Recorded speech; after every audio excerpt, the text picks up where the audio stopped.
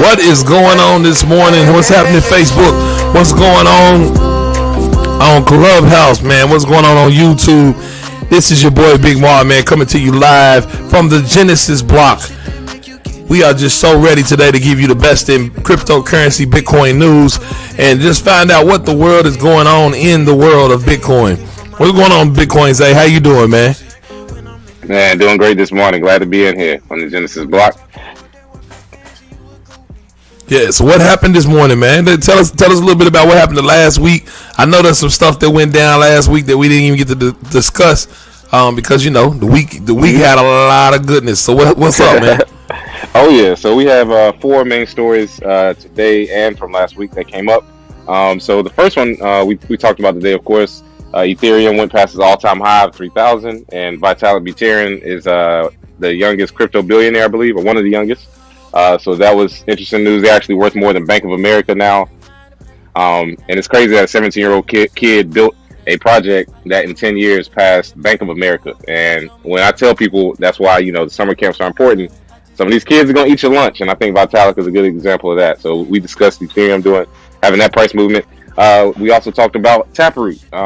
If you don't know, Taproot is going to improve the privacy of Bitcoin transactions and may challenge a lot of privacy coins and altcoins out there for dominance. And it needs 90% signal right now to be activated. And Taproot, I believe Lamar has it. He has the green square. You got the green square, Lamar? Yes, sir.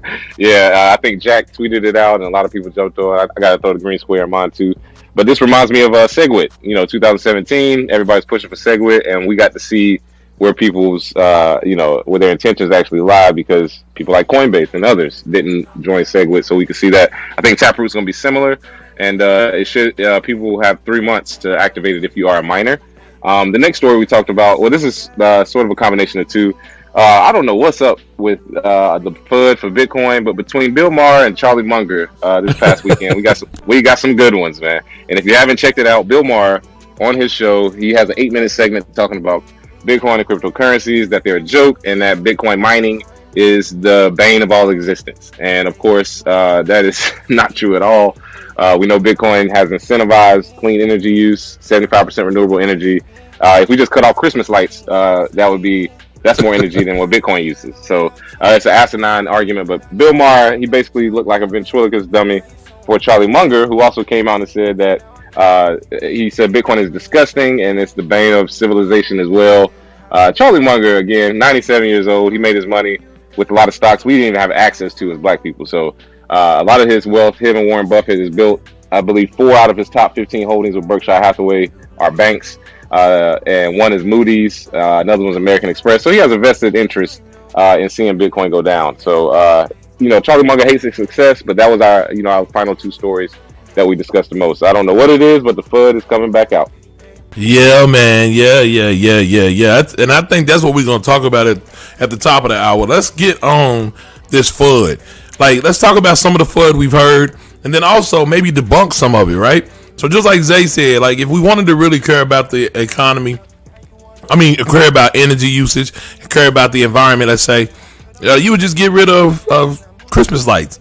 Matter of fact, I saw a stat that said in the United States alone, we use 4 times as much energy as we use on Bitcoin mining globally. So in one country, we use 4 times as much energy, but yet you don't hear anybody saying they're going to keep the air conditioning off to save the environment.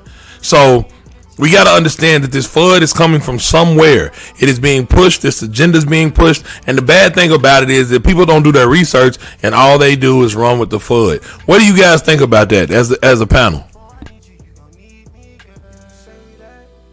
Well, let me just say, I think it's disingenuous at the least, simply because, like you said, it's a concerted effort. I think it's no less than 6 or 7 articles the last couple of months on the same thing. They're all talking about energy use. So I like to say somebody sent a mass email out, and talking heads and journalists, they have to obey their masters and put this message out. I don't know why they're trying to push it away on one side, and then on the other side, the banks are trying to accept it. So it is sort of weird, but it's very disingenuous, because I can guarantee you Bill Maher can't hold a conversation with anybody on this panel about Bitcoin. So here's the thing, man. It's like the trifecta, right? If you want, no, matter of fact, there's probably a superfecta. You know, shout out to the Derby this last weekend. But think about it. Whenever anybody wants to scare you of something, if the government wants to scare you, they say terrorist, they say drug dealers, they say environment, and then the next thing that we haven't hit yet is going to hurt your kids. When you see the article where it's saying Bitcoin is going to hurt your kids or it's going to put them in a situation where they're not going to have a good future or something like that, then you know we done hit the superfecta of fear. And that's what's going on right now. So, yeah, keep it going, man. Yes. What y'all thinking, man? I think from a financial perspective, that idea that change starts within is incorporated into Bitcoin because, if we're trying to cut the carbon emissions, if we're trying to make the world a better place in terms of cleanliness, the incentive to save money and not to be a consumer, and to be more of a producer instead of a consumer, to save your money, not spend it. I think that ideology overall will help the world because now we're all trying not to spend our money because we're incentivized to save. So I don't agree with the environment argument at all. And it's not energy use that destroys the environment; it's the carbon footprint, right? So they need to. So I know, like this used to be a huge, had a huge mining farm, but he put it close to a place in Washington State that gets a lot of hydroelectric. So if you're going to be next to the power station for hydroelectric, you don't have this big carbon footprint. So it's not energy use. To me, that's a deflection. It's like actual, I would say the carbon footprint. So electric cars, they all have carbon footprints. They don't have a tailpipe. But what happens is that they have to get the power from a power plant, which, releases what? Emissions into the environment. And also due to the losses on the transmission lines, that causes the power plants to have to work harder. So that's why it's just like total deflection when they go to energy.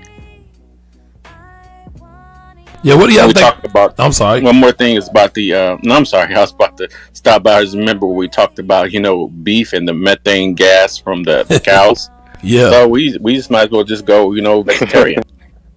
Yeah, ain't nobody talking about going vegan, man. That methane gas from them cow farts, is real. And anybody don't like the word fart, I'm sorry, but fart. Let's talk about. They're not stopping their private planes either. No private planes getting stopped. Cars. Yeah, come on, man. Hey, I always say that everybody's all pumped about SpaceX, and ain't nobody talking about that. All this stuff that's going up in space. No one thinks about all the energy and everything else that's being consumed, and to go see Mars and everything, all that other bullshit. So I think people are just placing fear where they can, just to try to get people out of Bitcoin. Yeah, I just want to say this real quick. Does anybody ever ask their great grandfather or grandfather what is the best game to play on PlayStation?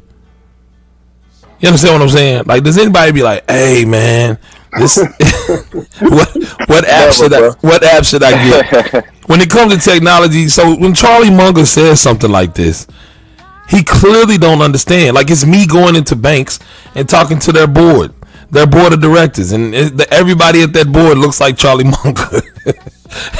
and they didn't understand Bitcoin or blockchain at that point. So why do we continue to listen to people like Charlie Munger step outside of his box and act like he can say something about something that he don't even understand? The thing with that is, like, people got to understand, like, these people was really in their prime before the internet even existed, bro. Like, computers is like, and home internet is still like a thing. You know what I mean? Like, all together, right. Like, so, and I'm feeling like, in terms of like the fun with the electricity, man, I'm feeling like my man Rico from Paid in Full, man. Electricity get used every day, B. It's always getting used. It's always getting used somewhere, man. But that's what's so funny. Charlie Munger and people like what's his name, Warren Buffett, they missed out on Amazon. Like, think about it. They missed a lot of text. They couldn't even see Amazon coming. I think one of the problems is a lot of people like to give these millionaires and billionaires more clout or more savviness than they really deserve. And it's like, look, you don't necessarily have to follow everything they do. They got old money. They're not a part of this new generation and this new technology of how things are going right now. It doesn't matter if if they're worth billions. They got that doing it the old dirty way. So I think we just need to continue to do things our way, and we understand the way technology is moving and the way things are going, and at the same time, they're also in the same mindset of still stuck in their own ways. This is how you make money. This is how you do things, and not really catching up at the time. Nah, that's real though, man. Here's a question I have for you guys. Like, as we move forward in this space, and as we keep seeing it, here's what's crazy. We have a currency that has $1 trillion, more than $1 trillion plus market cap. Estimated over 100 million people in the world using it, and yet in the same breath, people say it's worthless. How does that make sense? Somebody make it make sense for me. One, because it's pretty much replacing the old system. You know what I'm saying? So I kind of feel like if people that are running the old system were to adopt Bitcoin, it's kind of saying that, hey, the system that we've been using and we've been pushing is flawed. So it makes them look bad too, So it's just like they talk bad about it. They don't want to have to start over. That's what it is. Hey, as long as my old way is working, I'm not pushing the new system. That means I got to start back over from scratch and start hustling again? Nah, we're just going to keep pushing. Hey, I've accrued all these billions of dollars, and I'm not going to switch to a new system just because, this is going to be a lot easier for everyone else to catch up to me. No, let's keep with the old money and the old system. That's their mentality. I'm not even going to lie. At 97, if I'm going out swinging, even at 97, Bitcoin may be something totally different. I'm still going to be going hard with Bitcoin just because you got to hold on to it. Double down at that age. And I think it's because they're not front runners. Most of the Bitcoin have already been mined. There's not much for them to come in, and they want to be the leaders. They are the wealthy 1% now, and they don't want to lose that hold. So what do? They put FUD out to try to discourage people from buying Bitcoin and it becoming the leader. But when the first automobiles came out, I was going to say, when the first automobiles came out, there was all this FUD about they would cause fires everywhere and all kinds of stuff. So they had to have a person walk in front of the automobile. They had to have an engineer, that sat in there with the driver. And, because they wanted, to maintain, horse dominance. So to me, that reminds me of Fiat. Fiat's like the horses, you know what I'm saying? And Bitcoin is like the automobile.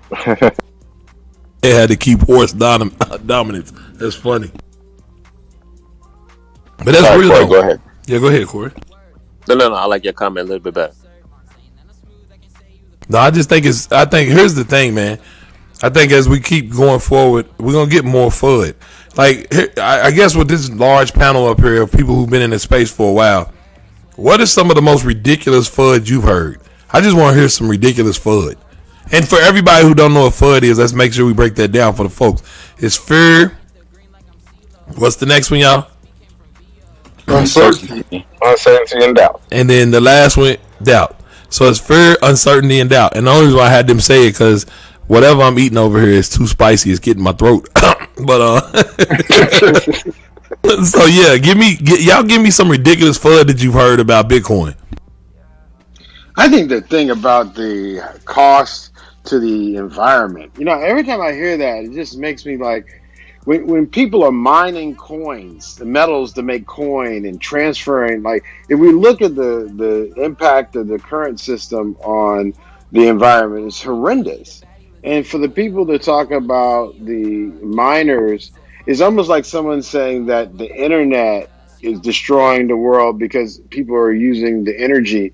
But hell, snail mail cuts down trees. They got to have the glue to lick you might get sick from licking stamps. Like, it's almost like one of those things when I hear the environment brought up and somehow something digital versus something physical would be the thing that somehow is doing more and causing people to be concerned. Is Bitcoin going to destroy the environment? It just sounds ridiculous. It's a old argument I'm just upset that now they're concerned about the environment. You know, after all these oil spills we had, how many power plant leaks we had, stuff been wrong with the environment before Godzilla came into the field. You know what I'm saying? So now all of a sudden, Bitcoin is bad. Yeah, but it's actually helping. Like literally, us no longer having to carry pennies and nickels and dimes in our pockets.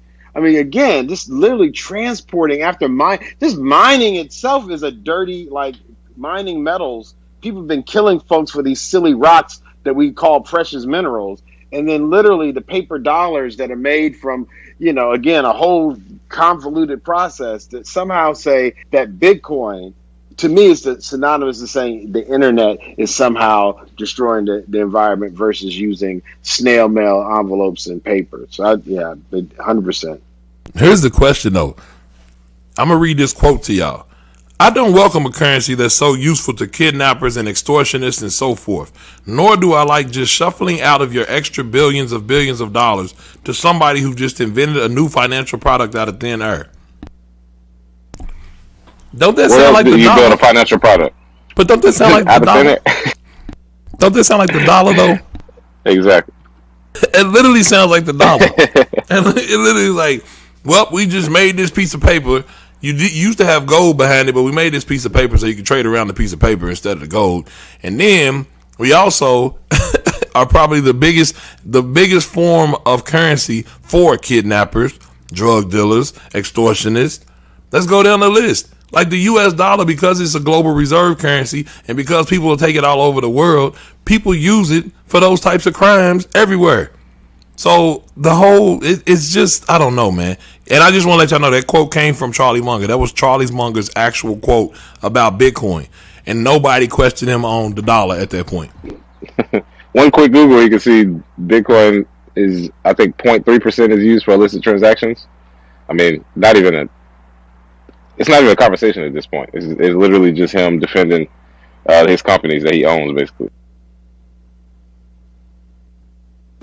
He defending his grandkids because they don't know how to deal with this cryptocurrency. But, and y'all know I want to throw in the extremist stuff in there, but even with white supremacist ideology, because they say so, they say the dollar's worth something. The fact that we created and been part of something that they're not able to say just because I'm white, like with the work I've done in Africa, it makes me realize that because we have a sense of self-hate, even though all the gold and all the resources in Africa, their currencies aren't worth anything, even though their economies are literally built on real, like tangible goods. The European literally doesn't make it. He doesn't manufacture anymore. He is literally making sure that this thing stays alive because I'm white and I say so, has been used to prop up their governments, prop up their economies, literally now for 100 years, when literally even when they had gold, they weren't really backing it up. So I just want to do my little extremist part. Thank you. Sorry.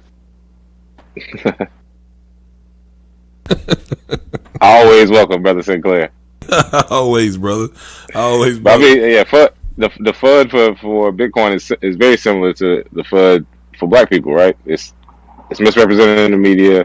It challenges the status quo. So some of the worst FUD, of course, energy. Charlie Munger with the illicit drug use, but even some of the silly stuff like Mark Cuban saying he would rather have bananas than Bitcoin. Like stuff like that is just, wow, you're supposedly a smart billionaire, and like FUD like that is just goofy at this point. Then he comes back and now he's the Dogecoin king sitting with Ellen. What the hell is going on? What is going on? I was going to say, Lamar, that it's going to, in Africa, since you brought that up, it's going to break the backs of Europe because that colonial tax, which is $500 billion that is imposed on those former French colonies, man, that's going to, if they, adopt Bitcoin and they no longer have to go to France to get all their money printed and okay for their financial system, it's going to be over. I'm looking forward to that day. Here's the thing, though. This is FUD that nobody has mentioned, but we hear it every day. Bitcoin is too expensive. That is some FUD. That's people running around telling their friends, it's too late. You too late on Bitcoin. What do y'all think about that? It is the absolute opposite. Bitcoin is not too expensive because let's look at traditional banks. If you want to send a bank wire to Africa, how much is it going to cost you and how long is it going to take? So if you know the facts and they put that FUD out, it doesn't work. It negates anything they say because banking fees are more expensive than Bitcoin exchange fees. So to me, again, it is just pure FUD. I don't buy it. They can say whatever they want. I could care less. That's just like saying $100,000 bill is too expensive. Yeah, but I think what you guys did with the Satoshi Millionaires was brilliant. That to make sure that people understood that they didn't have to get a whole Bitcoin, and the fact that literally breaking it down to the Satoshi level is really a great opportunity. Clearly, because a lot of these coins that really don't have anything behind them, because they're so cheap in people's mind, they feel like they're the next opportunity when the actual opportunity still is Bitcoin, but it's that Satoshi level. So I think y'all really, if that's continued to be pushed, that becomes, because I'm a Lightning person. I ultimately think the next layer of this is going to be another opportunity of having your own node, but literally moving at the Satoshi level is just amazing. And the fact that that was promoted and still being promoted by this group is just amazing. Anyway. The other thing, Lamar, is think about this. If around December, Bitcoin was 18,000, mid to upper 18,000s, and since then, obviously right now it's at 57 and it's gone as high as, 62, 64. So, I guess the question is, when is it going to be too cheap, cheap enough? And I think the problem is people don't realize it's going to continue to go up. And like Miss Naja said yesterday, she did such an excellent job, is you can buy the $5, you can buy the $10, you can buy a portion of it. It's like gathering pennies in the dollar. You can gather those pennies and those pennies add up and actually are increasing in value versus decreasing in value. Here's what's so funny, right? As we speak, I got some FUD on Facebook. Y'all want me to read it to you? Let me read it to you. I'm going to put him up here. Darnell Taz Stokes says, BTC is expensive in terms of power use. Do you think the push for clean energy will kill BTC or reduce its value? I look at BTC as a popularity coin with zero use case. See, that's the kind of FUD I'm talking about, man. That sounds like a copy and paste job. He ain't doing it. Right. I was about to say, that's on the beginning of an article. he's trying to get his opening statements out there. Here's the zero use case though. No, from the Jamie Dimon archives. Here's the thing, right? Let me just break this one down to you. So everybody who keeps talking about clean energy, they don't understand that to mine Bitcoin, you want the cheapest renewable energy source you can find, because that's what allows you to have profits. So there's actually an incentive for Bitcoin miners to actually use the cleanest energy or most renewable energy they can find, which is why many of the miners are next to hydroelectricity. Many of the miners are using geothermal electricity. Matter of fact, the miners are probably using more diverse renewable energy sources than probably any other industry in the world. They're using solar in some places, and in Texas, they're using the off gas, the actual extra gas that comes out of wells when they're digging for oil. Now think about this. They're capturing that and using that for energy. So what people don't understand is that they don't see that all of this stuff is adding up for us to actually incentivize these miners to actually move towards more clean energy. And yes, it's a small piece, but as an industry, I guarantee that if you actually look at the Bitcoin miners, it's probably far more clean than many industries out there. I wish people would acknowledge the fact that it costs 1.7 cents to create a penny. And copper mining is terrible for the environment. So just to mint a penny that is increasingly becoming worthless, they'll end up just being for the dumpster. It costs more to mine the penny than the penny is worth. Correct. Say it one more time, Josh. 1.7. It cost 1.7 cents to make a penny, and that doesn't even take into account the mining and the long-term implications of that. I'm just talking the raw material and the manufacture process and energy. And here's the let's go to the second part of that FUD, right? Because this is the stuff people put in these in these Facebook comments, and they'll throw it up on Twitter, and then they'll run. We did a Twitter space the other day, and I love Twitter spaces now for this because we did a Twitter space, and then, you know, of course, people start putting their little comments in the reply. So I just told the dudes that doing the reply, come hop on the stage. It's so funny what happens when you get people out of their talking points of them just spewing out what they keep hearing, and you tell them to break down what it is they just said, and they can't, man. This is what happens all the time, man. This is what happens all the time. So here's the thing. What do y'all think about the popularity? It's a popularity coin with zero use case. Can anybody talk to that?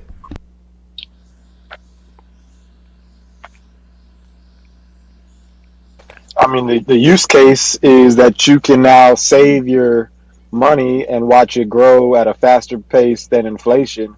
I mean, that's the simplest use case that I use it for. Is it replaces my USD bank account because it increases faster than inflation, and just holding it, there's no taxes on it.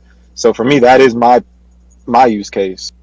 Well, I bought a truck. I mean, I bought a truck from Japan and had it delivered in Zimbabwe while I was in the United States using Bitcoin.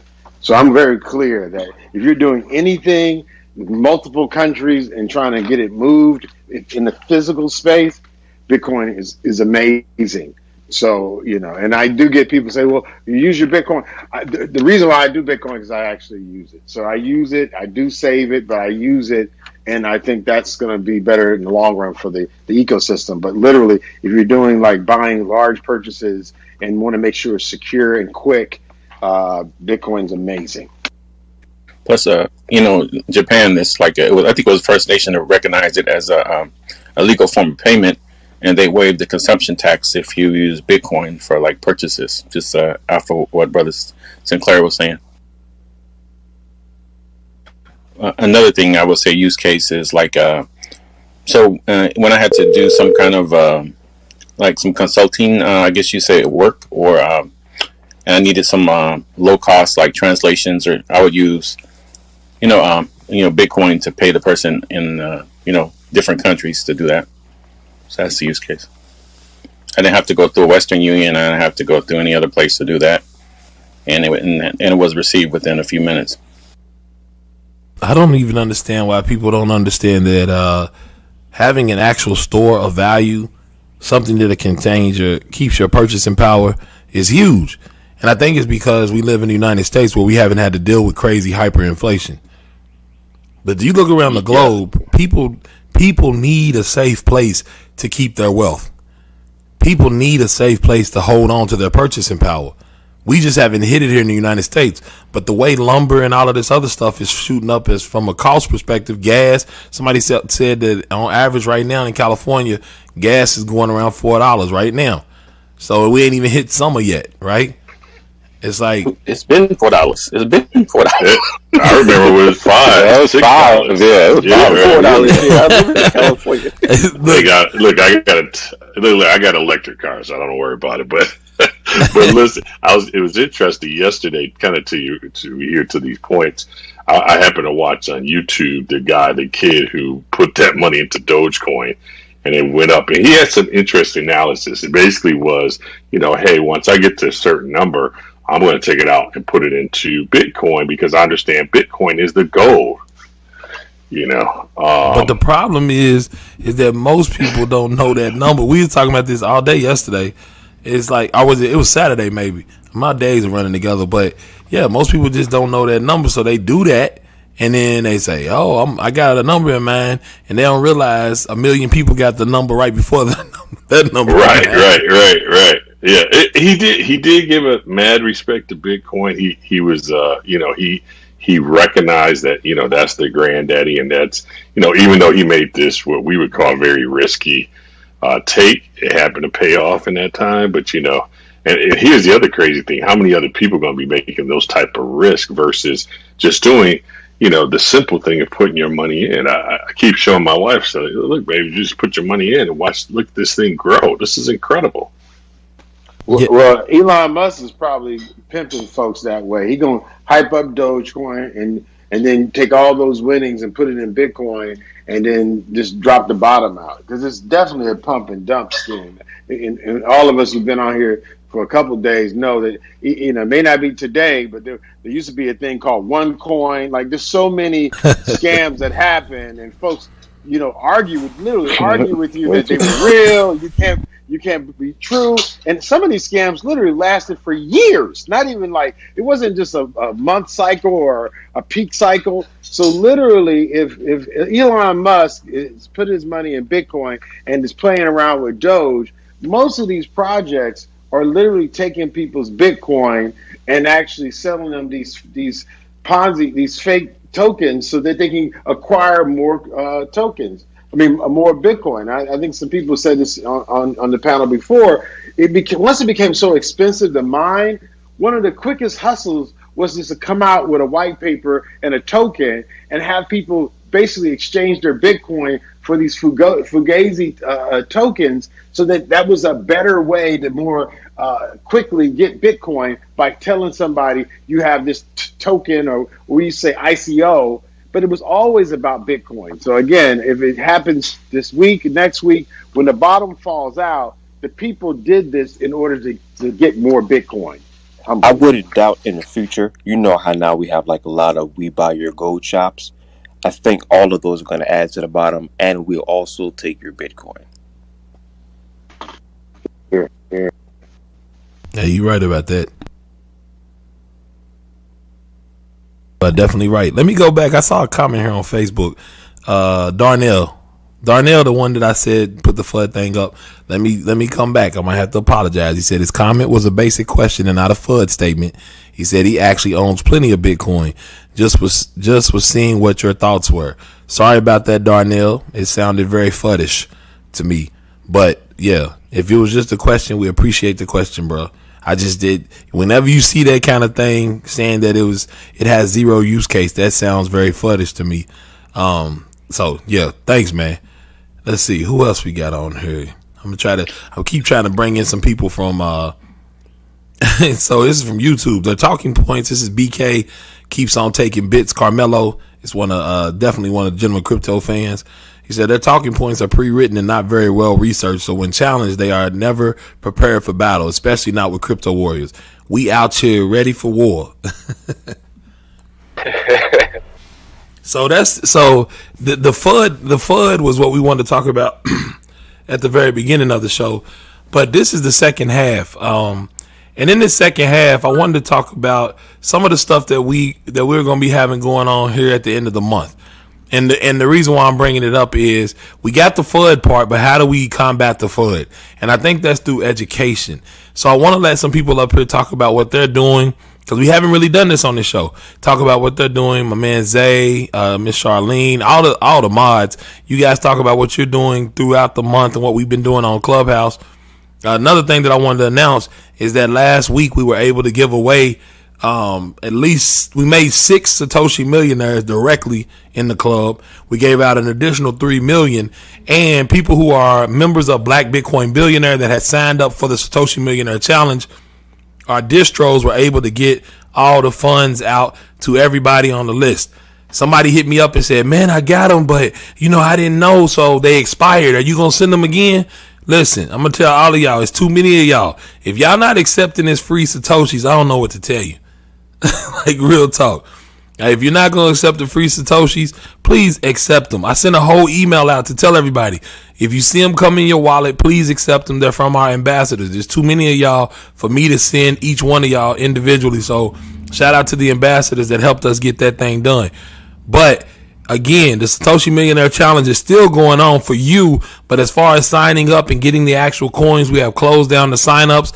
Like I said, shout out to the ambassadors. I appreciate you all. And everybody else, thank y'all. But yeah, let's go through some of the ways we get rid of that FUD through education. So anybody who wants to speak up, come in, tell us what you're doing. Zay, everybody. Yeah, so right now I'm actually with Naja. We're doing the Black Wall Street tour. She's doing like 30 cities, and I believe like 30 days, coming from LA all the way down to, all the way to Atlanta, up to like New York, all the way back down to Tulsa, all the way through Miami. and so I'm helping her for the first leg right now. So we're educating like people in the grassroots way, just like pop-up shops trying to educate people on cryptocurrency, blockchain, the whole new financial system. So Naja is doing a really great job. I just came from watching her yesterday in Houston. Fabulous. Now we're on our way Fabulous. to Louisiana. Yeah. Oh yeah, Greg was there too. Shout outs to Greg. Hey, you heading with her to Louisiana as well, CJ? Yeah, I'm headed all the way to Baltimore, but I can't do the whole trip. But if I felt like I could do a part of the leg, I can contribute. But I can't do the full tour. That's dope, man. That is so dope. See you in Baltimore, CJ. Sounds good, Granny.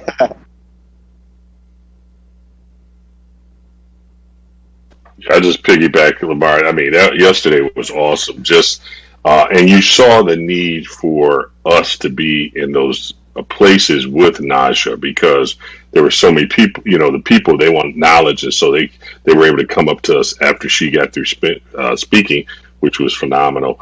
They were able to come up to us individually and have conversations about different cryptocurrency, you know, Bitcoin and whether they had it and what they need to do and that kind of thing. And she was giving out free Satoshis, and she was talking about the Black Wall Street digital wallet that's going to be released on May 31st. So, which is going to have Bitcoin is supporting and the other two Black-owned cryptocurrency. So just letting people know, being available to speak with them, getting those questions answers are big. And then other people, as they're walking by, we were outside, they were able to hear because we were on the microphone. You know, people were able to come, hey, what's going on over here? What is this cryptocurrency stuff? What's going on? And so just being into the community. The other thing I'm doing personally, I now have so many of my friends and professionals that are doing it. I definitely need to get with you, Lamar, but I think what I'm going to do is bite from one of you guys' courses, use one of you guys' courses and start doing something on the side. Because I have professionals, they may not come out to certain things, but they'll come into a Zoom with me or do that kind of thing and just have little sessions where I talk to them about. I've had a couple people approach me. They recently got some money from deaths and they want to invest a certain amount into cryptocurrency. So that's what I'm doing to try to help and inform people.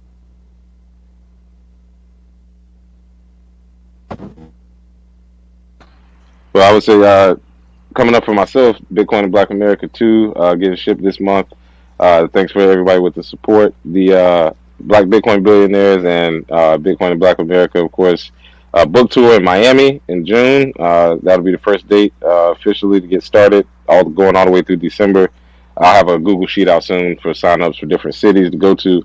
But yes, doing that. Summer camp in July, Bitcoin summer camp, first one in Charlotte, and a lot of other things as well, but too many to name. But yes, definitely helping push the culture forward, and I can't wait to see where Black Bitcoin Billionaires goes. We're close to 100K, so let's get it. Yeah, I have an announcement. So we have 2 more articles on the Black Bitcoin Billionaire site that was just released today. From Calvin Green. He has not your keys, not your cheese. So he kind of took that from Isaiah, but he's like understanding the basics of Bitcoin custody. So definitely check that out. And then also from A Centauri, Empowered by Bitcoin, 5 Levels of Black Financial Independence. She goes over Powernomics. It's very interesting. It's like a step-by-step guide to financial independence. So those are the 2 articles. So I'm kind of working the media side, mostly like writing. So if anybody's interested in writing articles for Black Bitcoin Billionaires, you can definitely DM me and we can, figure it out. We're definitely trying to get more people, more voices, and that will be good. Also, Ian, give them, because you got to remember we on Facebook and YouTube, so give them where they can DM you at. You know what I mean? Yeah. So on Twitter is Nature of G. So at Nature of G, and that's basically where I stay. So you can just DM me there. The second part is we're trying to build out a little bit of the YouTube. So it's called The Nature of Sovereignty. So where we teach sovereign principles to sovereign individuals. And so we're just trying to build out the media platform. It should be released very soon. We might release on like Tuesdays. The first episode is out today, so you can go on Black Bitcoin Billionaires YouTube. And I'm sitting down with Nako Mbele. She's on Clubhouse all the time, and she is the CEO of FinTech Recruiters. So she's basically just explaining like, hey, this is what employers are looking for. You know, these are the skills and requirements if you want to get into, you know, this career. You know, these are the things that you can do. So it's like really dope. So we just want to, you know, pass the knowledge of, you know, financial responsibility and self-sovereignty. So that's what we have there. I'm not sure if it's already mentioned, but of course the Bitcoin conference coming up. It's like $1,000 now, so they definitely they definitely upped it. But we do have a promo code. If you go on checkout, is BBB. When you go to, you know, when you get your tickets, you can put in BBB and you'll get a 20%. I think it's 21% discount, which is pretty dope. So that basically has it. So I'm just like the media guy. I don't talk very often, but if you want a nice article, or you know, if you want to come in and write articles for us, definitely hit me up. Thank you, Ian, man. Yeah, make sure y'all check that out. And by the way, since we were talking about Miss Naja, you guys have been supportive of the merch. Make sure you go to merch.blackbitcoinbillionaire.com. Again, that's merch, MERCH, at blackbitcoinbillionaire.com. Because, excuse me, because proceeds from that merch will be going not only toward Miss Naja and what she's doing, but also towards what we're doing in Miami about us all getting together, right? So it's merch.blackbitcoinbillionaire.com. Excuse me, you all. And that's it. I'm showing it right now. If you're on YouTube or Facebook, it's merch.blackbitcoinbillionaire.com. Go there, check us out. These are limited editions. We'll always be putting out limited editions. You'll only see it that one time because we have a great designer named Toshi Tino. That he's going to be creating new designs all the time for t-shirts and hats. So this one will be the one of the kind. This is the original. This is the first. This is what we call stamped. So this is the stamped logo. Make sure you go check that out. That helps support all the things that we're doing, and you'll get to look real fly walking around with the Black Bitcoin Billionaire merch on. I'm telling you, because when you have that on, people look at you a little bit different. People open doors up for you. Like real talk, man. Only thing is, if you ain't a good tipper, man, take it off when you go in the restaurant, because they gonna expect something else. But no, check it out, merch.blackbitcoinbillionaire.com, because it's just something to have that on your chest, you know. Yo, Lamar, really quickly, while we on that too, did we mention? I know this is separate, but there's a lot of people that shop on Amazon, right? Did we mention smile.amazon.com for people to be able to support Crypto Kids Camp as well? Because that's like being able to give free funds that side too, and you're not even doing anything, right, except for doing your everyday purchases on Amazon. So that's a smart way to help support Queen Naja and Fred as well, Zay and others that are opening up the kids camp over the summer. So there's multiple ways to help get it done and to make sure that we're supporting holistically. Thanks. And that's a perfect segue for another education opportunity that we're talking about to combat FUD. June 21st through the 25th, we'll be hosting another Crypto Kids Camp in San Pedro, California. We've got a 15,000 square foot facility at the Port of Los Angeles, where we focus on educating in blockchain technology, robotics, drones, financial literacy, and more. And this is all about teaching the kids and raising the next generation with the right things in mind, so that way they don't have to listen to Charlie Munger anymore. Start them off fresh, right? Start them off with a good foundation.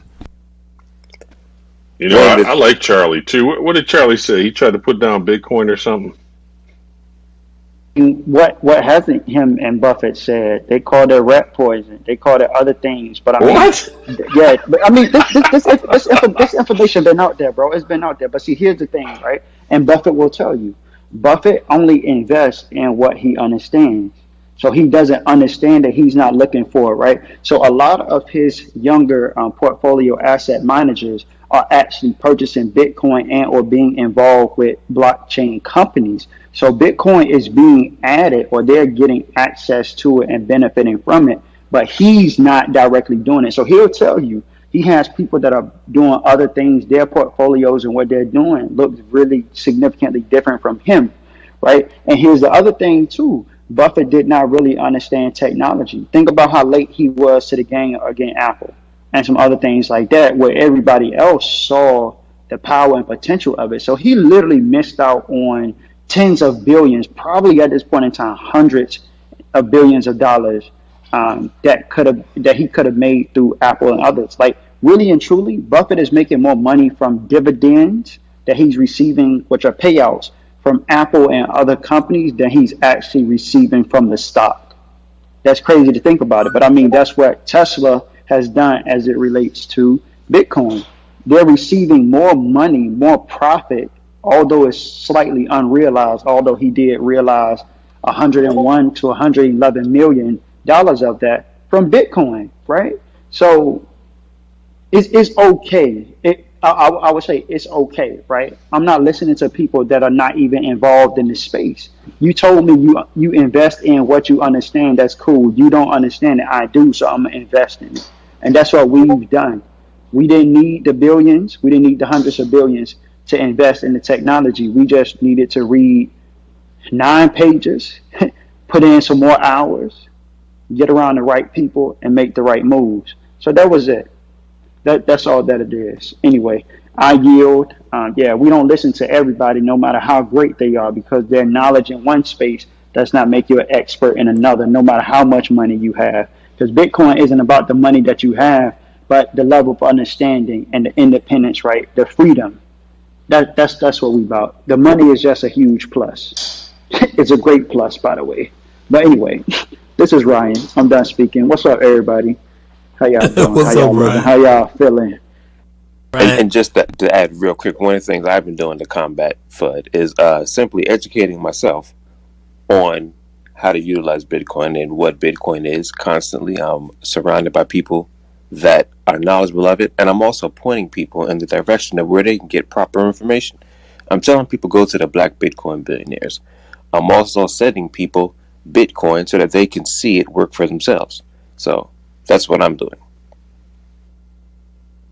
Somebody, Don't sell yourself short, Corey. You also hanging out with me on Tuesdays. You know when we doing our thing over on Twitter. well, dang. Well, I'm not hanging out with you, Lawrence. I'm actually at work. Okay. Wow. Oh gosh. All right. Well, on Twitter, I just want to answer this question real quick. Somebody said, "How soon will it be before the merch is sent out?" It is a pre-sale because it is a limited edition. It's limited edition. It's a pre-sale.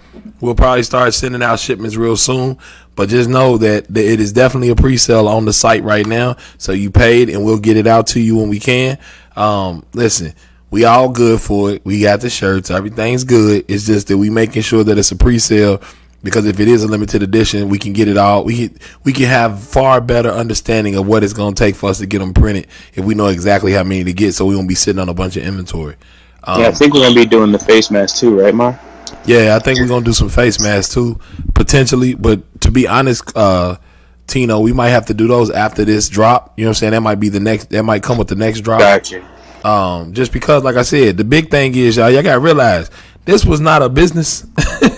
This was me and Zay saying we want to educate the people, and it turned into somewhat of a business.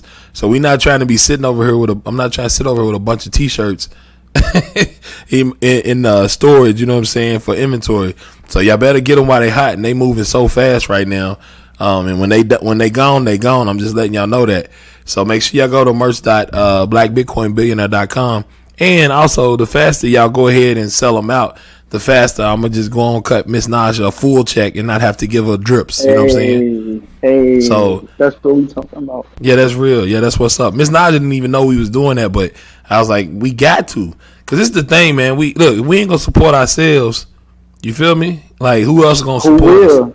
You know what I mean? So I appreciate all of y'all that have. Y'all, this is a very loving, giving group of people anyway. Everybody, man.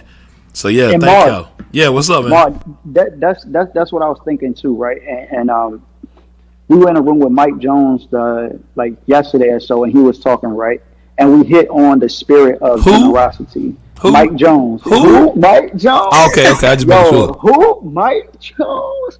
Yeah. He got the same number too, y'all. So I think he just got it back. But anyway, we were talking about this idea of the spirit of generosity, right? And I just want to give you your flowers right now too, Zay, CJ, all of the mods as well, because we're here for a greater purpose, for a greater cause. And I mean, you're here giving so much of your time, effort, energy all the time, and making sure that the people not only get what they need and be focused on that, but also that we have fun, right? And we combine the two things to make sure that we are holistic beings. So, man, with that being said, again, through the spirit of generosity, hopefully it will be received from the people as well. And I know you said it's not a business, but generously as it has given, generously as it can be given back. So we just encourage everyone to support, right? And the supports look like tweeting. The supports look like taking this information, giving it to your family. The support looks like going on IG, right? The support looks like, again, hashtag Black Bitcoin Billionaire, just putting in the work.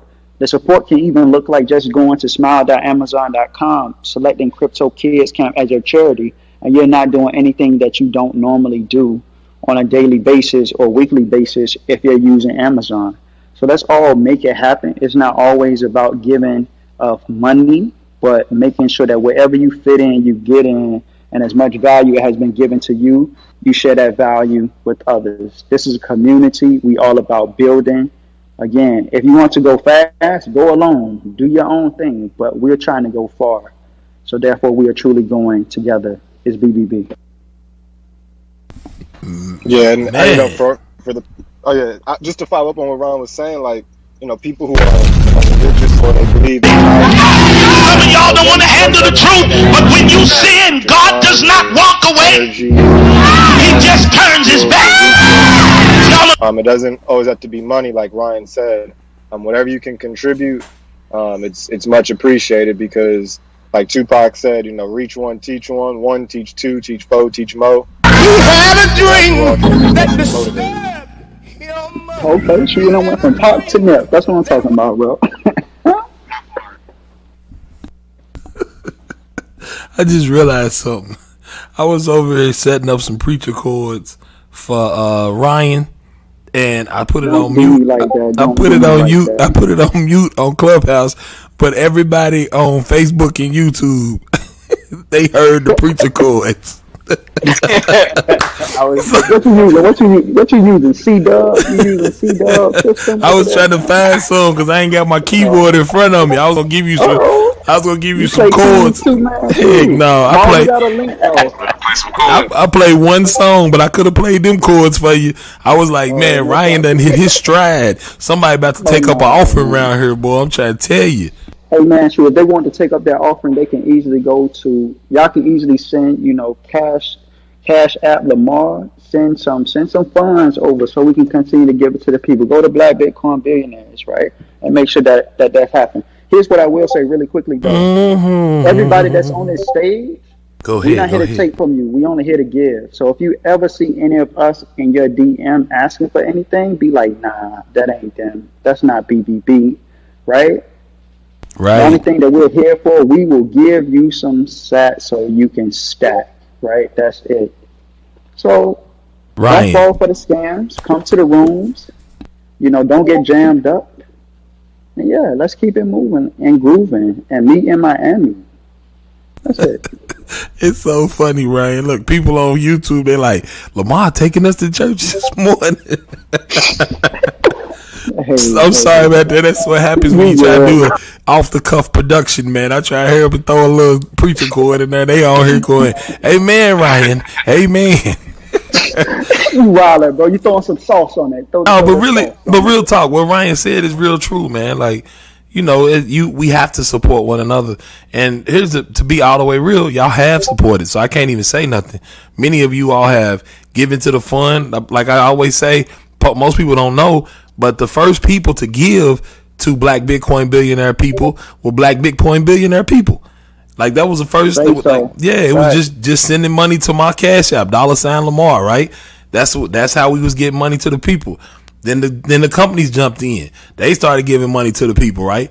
So if we keep that kind of thing going, man, like we gonna keep it moving. And here's the thing: the people that are getting the money, if you getting these extra satoshis and you feel the need to give to somebody else, please pass the love on. Teach them about Bitcoin. Bring them to the Black Bitcoin Billionaires Club.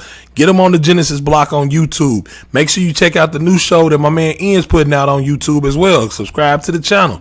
Do all of those things so that we can combat this FUD. But yeah, let's keep it going, man. There's other stuff that's going on. Miss Charlene, what's some of the stuff you got in the works? Oh, well, thank you for giving me the floor, Lamar. I'm loving all this love in the community. What do I have in the works? Well, I'm actually doing something really cool tonight, and this is only for Arkansas entrepreneurs. So we're talking about what it means to be a Black entrepreneur. So I have a series that I'm doing. I partnered with the University of Arkansas's Small Business Development Center, and we're really trying to train Black entrepreneurs in Arkansas. So we're going to talk about the history of banking, and then support some of these entrepreneurs to get their money right, to get their paperwork right, so that they can deliver on their customers but build Black businesses. So I'm super excited about that. We might talk a little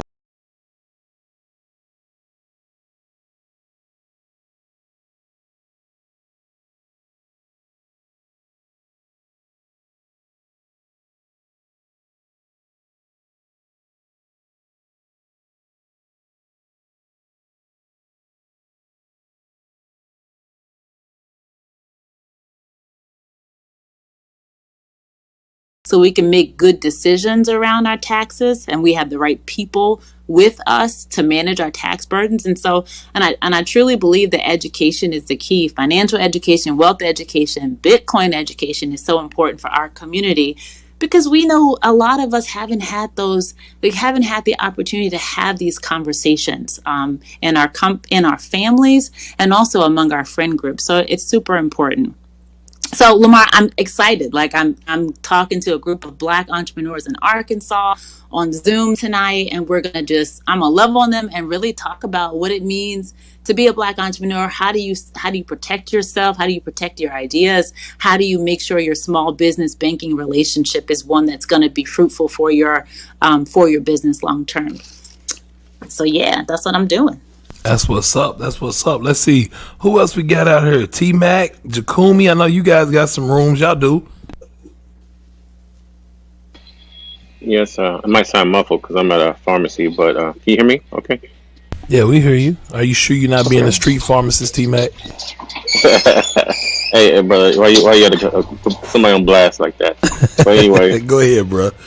On Mondays and Wednesdays which is today, 6 p.m. Pacific and 9 p.m. Eastern, we have what's called Bitcoin After Dark, where we go over some basic terminology. We have a question and answer. It might sound muffled because I'm at a pharmacy. Oh, and we do some trivia, so we give back, some satoshis to our participants, based upon the topics that we covered in the basically educational section. So I'm there with Josh, and also some of the other mods who choose to stop by. So thank you. Thank you, T-Mac. What's going on with you, Jakumi? And what's happening? Granny, what's going on? And then Lawrence, you as well, brother. Well, you guys know, if you follow us, myself, Miss Charlene, and T-Mod, we have every Thursday, 4 p.m. Eastern Standard Time, teaching Bitcoin to the babies, teaching Bitcoin to the kids, Bitcoin and blockchain. So we just go over tips, tricks, techniques on getting your kids interested in this space. We have guests come on sometimes, answer questions. We have the kids come on, they give their take, they answer questions from the audience as well. So, be on the lookout for that. We have a lot of fun in that room. We also do some trivia as well. And we have the kids leading that trivia charge. So, we encourage you to bring your family in, bring your kids with you, have them ask and answer questions as well. It all ends up being, the kids having their day, man. And what it shows is that we can pass this information down to the next generation, and so that they're ready to take the mantle, when whatever we leave for them, right? Because our ultimate goal is to have our kids, pick up where we left off and not start over, right? If you work a job right now, you don't want your kids to necessarily have to do the same thing that you did, after this wealth transfer happens. So we want them to, stay engaged and be ready to pick up that mantle. Yeah, that's awesome. Miss Annette Paulus, she asked, I went to Amazon Smile to add BBB as my charity, but it said it was not found. Not BBB, Miss Annette. It's Crypto Kids Camp. Just speaking of kids. But yeah, thanks, Jakumi, man. What about you, Miss Granny at Crypto? What you doing on here? Good morning or good afternoon, everyone. On Tuesdays, we have Basic Bitcoin Boomers. Josh and I try to bring our boomers up to speed on cryptocurrency and Bitcoin. We also have current events, and we do, as it relates to Bitcoin, we at the end, we will give away Satoshis if the attendees are able to answer some of the questions that we had discussed during our session. So that's every Tuesday, 12:30 p.m. Eastern Daylight Time. This is Granny, and I'm finished speaking. Mark, can I add one more thing? This is Charlene. Of course. Okay. So I just want to say, absolutely, I just want to give Takumi a nod for the room that we do teaching Bitcoin to the babies. And I just wanted to say that, anyone that has a parent should bring their child to the room, because what you see in that room is what happens when we expose our kids to the future. So children have the incredible ability to absorb information without fear. Right. And so if you take a child and you expose them to this content when they're 4, 5, and 6, they're going to be very, very comfortable when they get older. And so I just think it's so, so important that our children become fluent in Bitcoin, fluent in blockchain, fluent in crypto, so that they can, to like Jakumi's point, take that mantle. Like we're all wasting our time if we're spending all this time gathering all this money, and we have not adequately prepared our children to take the mantle and protect these assets and also be good stewards with them. Right. And in order to do that, you've got to start when they're young. And that's why our teaching Bitcoin to the babies room is so, so important. And we taught one of the things that we did last week is we talked about good and bad crypto habits, because we're certainly teaching them about blockchain and Bitcoin and cryptocurrency, but we're really teaching them about financial education and how to manage their money and how to have strong, healthy relationships with money.